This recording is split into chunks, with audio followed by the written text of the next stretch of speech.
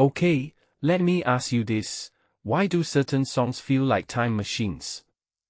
1 second you're stuck in traffic, the next you're 12 again, riding in your dad's beat-up Ford with the windows down. Music isn't just sound, it's emotional Velcro, attaching itself to our memories and dragging them back kicking and screaming. Today we're unpacking Lucy Beaumont's playlist, but we're not just listing songs, we're dissecting why music messes with our heads more than any other art form. Buckle up, because this isn't your average, guilty pleasure list. First off, Beaumont nails the paradox of nostalgia. She associates the Housemartins with her grandparents' Caravan of Love house. Cute, right? But here's the thing, nostalgia isn't about the music itself. It's about your brain hijacking melodies to store memories. That song isn't just a 80s indie hit, it's a sensory Trojan horse. Ever notice how you can't hear Bohemian Rhapsody without flashing to your high school prom? Exactly. Our brains are lazy archivists, they'll use any hook to categorize life's chaos. Now let's talk about the Coldplay conundrum. She says Chris Martin seems nice but yellow gives her carsickness. Wait, how does that work? This isn't just taste, it's physiology. Some melodies literally clash with our nervous systems. I get it.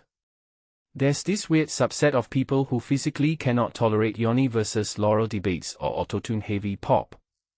But here's what fascinates me, we blame the music, but it's our own biology rejecting it. Like an immune system attacking gluten. Maybe Coldplay's chord progressions are her personal gluten?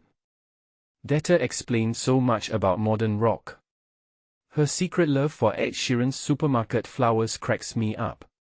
We've all got those guilty pleasure tracks we hide. But why? Music snobbery is weirdly tribal. You ever notice how people brag about hating pop while blasting it in their cars? We treat musical taste like a personality trait. Like, I only listen to 1970s German experimental jazz, somehow makes you deeper than someone who likes Despacito. Spoiler, it doesn't.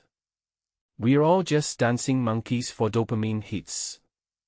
The real goal here is her life-changing moment, discovering the Stone Roses after Hard House. This is where music becomes religion. That first listen of Waterfall wasn't just a song, it was a conversion experience. And isn't that wild? We reduce spiritual awakenings to vibes. But think about it, what's the difference between a hymn and a banger? Both manipulate tempo and tension to hijack your emotions. One just has better bass drops. And then there's the funeral song dilemma. Choosing Try a Little Tenderness isn't about taste, it's about communal catharsis. Funerals are group therapy sessions with worse snacks. The right song becomes a collective exhale. Which makes me wonder, are we curating playlists for the dead, or for the living who need permission to cry?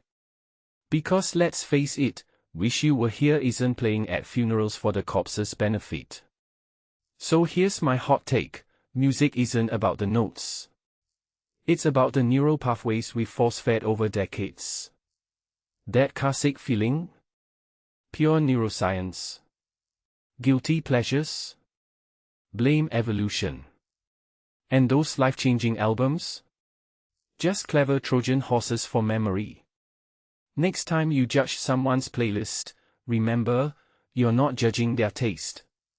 You're judging their life experiences. And honestly, that's way too much responsibility for a 3-minute pop song.